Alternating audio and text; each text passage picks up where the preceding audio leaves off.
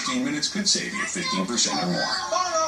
Hello, everyone. I'm Dana Perino, along with Jedediah Bila, Juan Williams, Eric Bolling, and Jesse Waters. It's 5 o'clock in New York City, and this is The Five.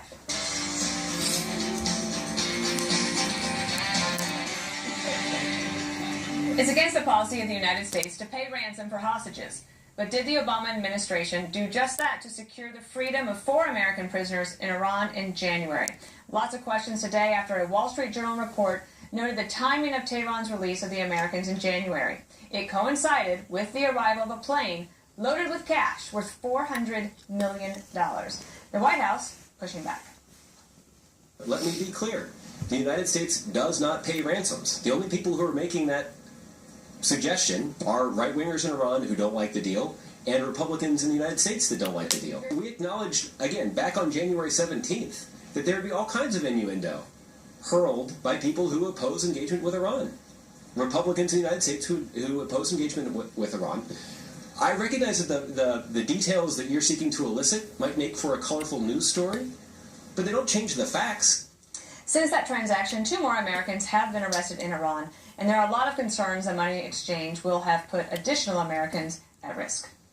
Hillary Clinton and Barack Obama have essentially put a price tag on the head of every American traveling abroad. They've made every American now a target for a tyrant who knows they can get a payoff. Of course it was a quid pro quo. Their denials are completely laughable. This is the ultimate. If it walks like a duck, talks like a duck, and acts like a duck, it's probably a duck. More now with our chief Washington correspondent, James Rosen. James, I thought that the White House's pushback was actually quite forceful and possibly effective. I mean, are we just to believe that this was all a coincidence and there was no ransom paid? Well, great to be with you guys. First of all, as to how effective the administration has been in pushing back on this today will remain to be seen. All of this is exploding in a highly charged election season, and you do have Donald Trump out there, the Republican nominee, seizing on this. So it remains to be seen how effective they were. I would say that here at the State Department, they told us outright, yeah, we knew the optics were bad, but we still went forward with it, and we had to get creative, those are the words they used, in how to deliver this currency to Iran, because after all, we don't have diplomatic relations with Iran. One final point, we should make clear, the $400 million that was delivered to Iran was actually, as the administration explains it, Iran's money. Back in the 1970s, when the Shah was still in power, he concluded an arms purchase deal with the Pentagon. He sent $400 million here. Then he fell to the Islamic Revolution. They took 52 Americans hostage. We froze their assets. When we've been working this out with Iran, and they've been suing in international court ever since. The U.S. says it feared an adverse ruling at the International Tribunal up to $10 billion, so they concluded a deal for $1.7 billion. The $400 million was the first installment. That it arrived on the day the Iranians set free our hostages. This time around, well, they say that's just a coincidence. All right, and we're going to take it around the table, so if you'll stay with us. Eric's next. James, I'm going to call BS on that. I cannot believe they're trying to perpetrate this. They're trying to convince the American public that this was a quote, coincidence. They said this money was put away in 1979, and the very same day, within hours of the money being transferred via airplane cash on stacked cash. If you don't want to transfer money, I mean, we're in the electronic age. Go ahead and turn it into euros and send them euros electronically. This is all BS. This was clearly we'll get this money to you real fast. We'll get our guys back, and let's call it a day. It's akin to having a gunfight with someone saying, hold on, let me throw you some more ammo because I owed it to you from last time, and then he continues to shoot you. However, most important thing ever that in this whole thing happened today, Josh Earnest in that press conference said, his words, we know that Iran, quote, we know that Iran supports terror and Hezbollah, and later on says, and some of this money may be used to support them. Can you imagine that the administration admits that some of the money that they just transferred to a terror state may be used for terror activities against the United States, and they say, don't worry, everything's okay here? Well, the administration, and specifically Josh Earnest, also pointed to remarks by the CIA Director John Brennan last week, in which he stated that the sanctions relief money that the United States is allowing to get back into Iran as a result of the nuclear deal, again, in theory anyway, a separate tranche of money, that they've actually been able to trace how that's being spent, and it's being spent on infrastructure and debt servicing and other things, other areas of the Iranian economy where they were hurting as a result of the sanctions. But you raise an obvious and I think an apt point here, Eric, which is that when you're dealing in cash, and in foreign currencies, it's going to be a lot harder to trace where that money goes. And Iran does remain right here in this building, the State Department, on its list of state sponsors of terrorism. Right, Juan Williams. James, it's interesting to me to listen to Donald Trump. He says this is a scandal, but the question in my mind, given what John Brennan, the CIA director, has said, is do we know? Do we have any concrete evidence that would contradict what Josh Earnest said, what Admiral Kirby said? In specific, the press release that came out in January that seems to me to say we're giving this money to the Iranians. As always, Juan, one has to stand back for a moment and simply savor your Clarence Darrow-like rising to the defense here. But I would say that when you're dealing with the sponsoring of international terrorism and the bankrolling of terrorist activities, it's going necessarily, inherently, to be very difficult to come up with the kind of direct evidence to contradict Josh Earnest that you're seeking here. Okay. Well, I was entertained, though, as seemingly Eric was, by the idea that they put the actual currency on an airplane, right, on cargo planks, and put it in the plane and had to ship it. That's because it's going right to terror. No, it's going right to terror. You're going over. Let me just say, you can't do a wire because, James, don't they have trouble with the international banking system? Let James answer. The man's a reporter. You can wire euros if you want. Anyone can wire a euro. All right, go ahead, James. What about the banking system excuse? Is that bogus? It is true that it would have been illegal for the United States to simply ship or wire the $400 million directly in U.S. dollars to the Iranians. Although, again, one of the things that's captured attention here in Washington is that just since we concluded the nuclear deal with Iran, we've suddenly started to use European banks as cutouts so that Iranian businesses and the Iranian government can have access to the U.S. dollar, which we said at the time of the nuclear deal they weren't going to have.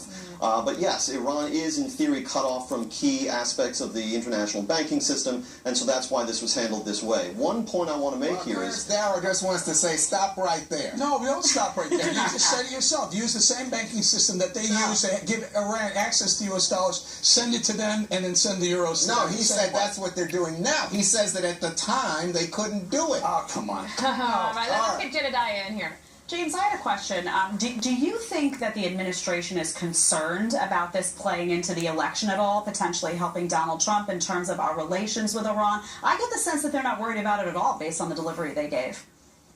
I would beg to differ. I think they are very concerned about the optics of this. They're concerned about anything, frankly, that would redound to the disadvantage of Hillary Clinton, who's obviously going to be much more of a spear carrier for the legacy of Barack Obama than Donald Trump would be in the White House. So they do take it seriously, and as evidence of that, we're hearing from a variety of administration officials and agencies and institutions starting very early in the morning today and getting people like John Kirby out on Fox and Friends this morning, even though Admiral Kirby did not do the State Department briefing this afternoon.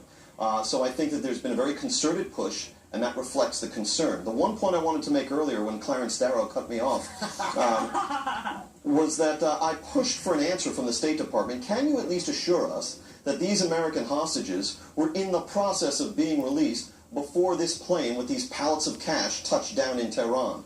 They agreed to take the question, which is a way in the State Department of responding later by writing, by email. And then later I received an email from Marie Harf, who should be familiar to viewers of this network, saying that they were not prepared to disclose anything further about the timing or manner of this delivery of cash. They wouldn't even tell us whether it was a U.S. military plane that delivered it. You got the brush off, James. the brush off from Marie Harf. We have Jesse Waters here. He's got a question for you. James, as much as this pains me to say this, you really do a great job jousting with these Obama mouthpieces. You're great at getting lied to. You get lied to all the time, but you know their tells. You're like a poker player. When Earnest says, "Let me be clear," usually that's followed by a lie.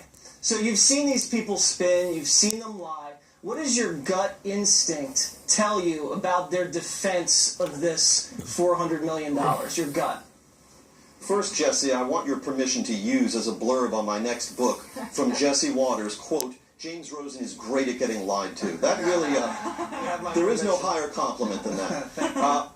My gut tells me that this was a complex bit of business. It wasn't just the Iran nuclear deal. There was a prisoner swap. We also had our U.S. sailors who were captured offshore in Iran who were released right around this time.